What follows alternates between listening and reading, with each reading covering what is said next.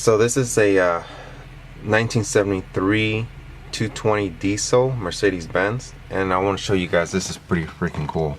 So you turn on the ignition, right?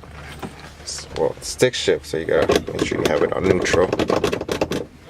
Okay, and then so it's on, right?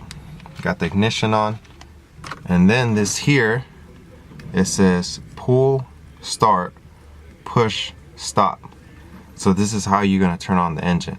Not with that, but with this. So you give it some gas.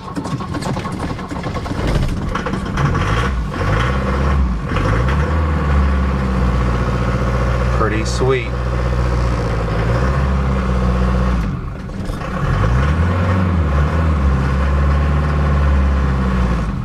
And then to turn it off,